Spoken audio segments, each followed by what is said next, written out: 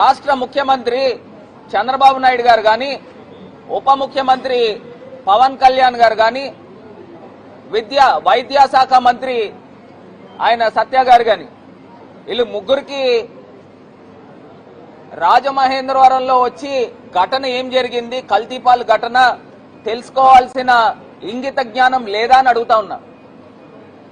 ఇవాళ ఈ రాష్ట్ర ముఖ్యమంత్రి చంద్రబాబు నాయుడు గారు గాని ఉప ముఖ్యమంత్రి పవన్ కళ్యాణ్ గారు గాని వైద్య శాఖ మంత్రి ఆయన సత్య గారు గాని వీళ్ళు ముగ్గురికి రాజమహేంద్రవరంలో వచ్చి ఘటన ఏం జరిగింది కల్తీపాల్ ఘటన తెలుసుకోవాల్సిన ఇంగిత జ్ఞానం లేదా అని అడుగుతా ఉన్నా। ఇవాళ ఈ కూటమి ప్రభుత్వము ఈ కల్తీపాలు ఘటన కేవలము ఒక యాక్సిడెంట్ గా చిత్రీకరించే కార్యక్రమం చేస్తా ఉన్నారు। యాక్సిడెంట్ గా చిత్రీకరించే కార్యక్రమం చేసి ఇవాళ నేషనల్ ఫోరెన్సిక్ సైన్స్ ల్యాబొరేటరీస్ కి బ్లడ్ శాంపిల్స్ ఎందుకు పంపించలేదని ఇవాళ సూటిగా ప్రశ్నిస్తా ఉన్నాం। మీరేదో ప్రైవేట్ ల్యాబొరేటరీస్ కి లేకపోతే మీ స్టేట్ గవర్నమెంట్ ఆధీనంలో ఉన్న ల్యాబొరేటరీస్ కి పంపిస్తే నిజం అనేది బయటకు రాదు। ఇవాళ ఈ సంఘటనని సిబిఐకి అప్పచెప్పాల్సిన అవసరం ఉంది।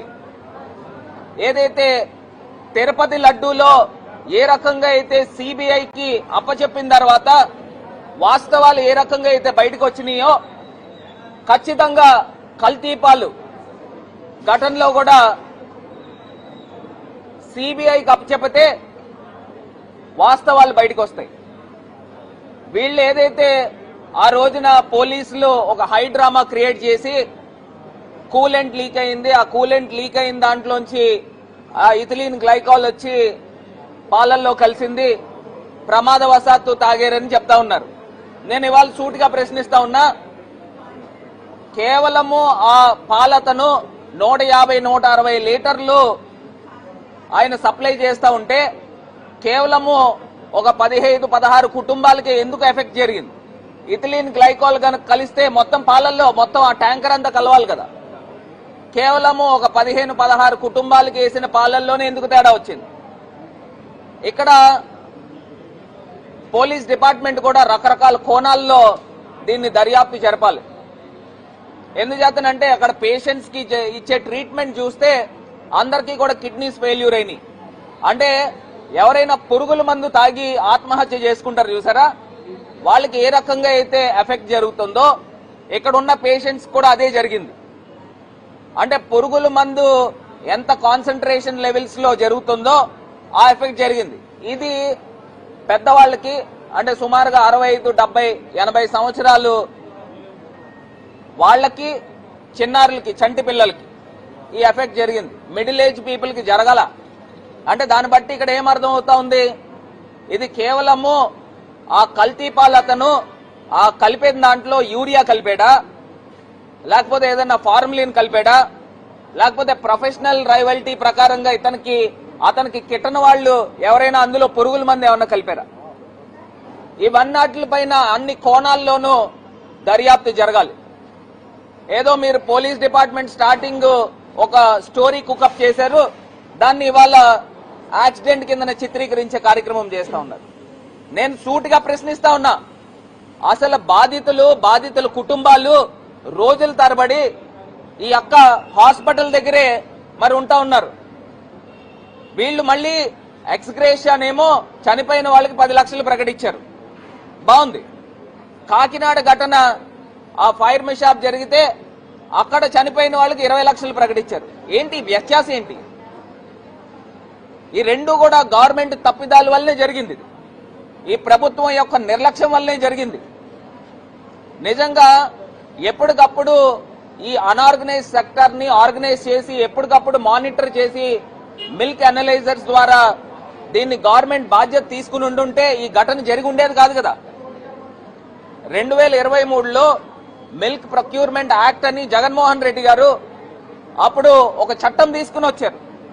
ఆ చట్టం ఇది చెప్తా ఉంది, ఎప్పటికప్పుడు కంటిన్యూస్ మానిటరింగ్ జరగాలి, మిల్క్ అనలైజర్స్ తో దీన్ని అనలైజ్ చేయాలని. నిజంగా గవర్నమెంట్ తలుచుకుంటే చేయలేరానండి ఇవన్నీను? ఇవాళ మరి బాధిత కుటుంబాల పరిస్థితి ఏంటి?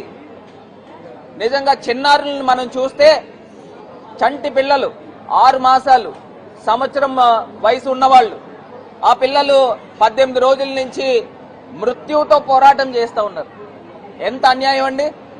నేను ఇదే కూటమి పెద్దలను అడుగుతా ఉన్నా, మీ ఇంట్లోనే మీ కుటుంబ సభ్యుల్లోనే చిన్నారులకి ఈ రకంగా జరిగితే మీరు ఈ తరహాలో ప్రవర్తిస్తారా అని అడుగుతా ఉన్నా. చంద్రబాబు నాయుడు గారికి బాధ్యత లేదండి? ఆయన రాజమండ్రి సందర్శించి పేషెంట్స్ తాలూకా వివరాలు తెలుసుకుని ఒక రివ్యూ మీటింగ్ తీసుకుని అసలు ఏం జరిగింది అని పూర్తి వివరాలు బయటికి తీసుకురావాలి కదండి. ఇవాళ ఏదైతే పురుగుల మందు తాగి చనిపోతారో, ఆత్మహత్యలు చేసుకుంటారో, ఆ తరహాలో ఇక్కడ పేషెంట్స్ తాలూకా పరిస్థితులు కనబడతా ఉన్నాయి. ఇది ముమ్మాటికి కూడా వాస్తవం.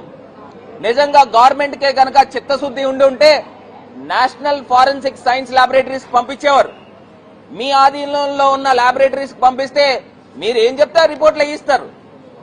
అయినా నిజంగా ల్యాబొరేటరీస్ దగ్గర నుంచి రిపోర్ట్స్ రావాలి అని అంటే మీకు 15 రోజులు ఎందుకు పట్టాలండి? మీరు గవర్నమెంట్ అనౌన్స్ చేసింది ఇథిలీన్ గ్లైకాల్ అని బాగుంది, రిపోర్ట్స్ ఎందుకు బయట పెట్టరండి? పబ్లిక్ డొమైన్ లో ఎందుకు పెట్టరు? మీడియాకి ఎందుకు ఎవరు? ప్రతిపక్షాలకు ఎందుకు ఎవరు? కనీసం బాధిత కుటుంబాలకైనా తెలియాలి కదా, ఎందుకు చేయరని అడుగుతా ఉన్నా. ఇంత అన్యాయంగా ఈ ఇష్యూని కన్సీల్ చేసేయాలి, ఇది ఒక బయటికి రాకూడదు అని చెప్పి రోజుకు ఒక డెత్ చూపిస్తా ఉన్నారు. అంటే ఒక్కసారి నిజంగా మాకు అనుమానాలు ఉన్నాయి. ఆ పేషెంట్స్ తాలూకా ఎవరైతే వెంటిలేటర్స్ మీద ఉన్నారో వాళ్ళు రోజుకొకళ్ళని డెడ్ బాడీస్ తీసుకొచ్చి కుటుంబ సభ్యుల చేతుల్లో పెడతా ఉన్నారు. ఒక హై డ్రామా ఈ ప్రభుత్వం ఆడుతా ఉంది. దీంట్లో వాస్తవాలు బయటికి రావాల్సిన అవసరము ఈ ప్రభుత్వము పైన ఉంది. దీన్ని ఏదో కన్సీల్ చేసి దీన్ని ఒక యాక్సిడెంట్ కింద చిత్రీకరించే కార్యక్రమము ఈ ప్రభుత్వం చేస్తున్నారనేది క్లియర్ గా అర్థమవుతా ఉంది. మరి అక్కడ చూస్తే చిన్నారులండి నిజంగా వాళ్ళ తల్లిదండ్రులు నా దగ్గరకు వచ్చి ఎంత బాధపడతా ఉన్నారు. ప్రభుత్వం ఇచ్చే డబ్బులు మాకెందుకండి, మా పిల్లలు మేము అల్లారు ముద్దుగా పెంచుకున్నాము, మా పాలు మేము చేసిన తప్పల్లా ఏంటంటే మా చంటి పిల్లకి పాలు తాగించడమే మేము చేసిన తప్పు అని చెప్తా ఉన్నారు. అసలు వీళ్ళకి ఈ కూటమి పెద్దలకు కనీసం మనసు ఉందా అని అడుగుతా ఉన్నా. మీ ఇంట్లో కూడా చంటి పిల్లలు ఉన్నారు కదా, ఈ పాలు తాగి పిల్లలు చనిపోయే పరిస్థితులకు వచ్చేయి అని అంటే ఇది ప్రభుత్వం ఫెయిల్యూర్ కాదా అని అడుగుతా ఉన్నా. ఇంకొకటి, ఈ ఘటన జరుగుతా ఉంది, బయట ఏం చెప్తా ఉన్నారు, ఈ పక్కన వీళ్ళకి హెరిటేజ్ అనే ఒక సంస్థ ఉంది, వాళ్ళు అడ్వర్టైజ్మెంట్లు ఇమీడియట్ గా పెంచేశారు.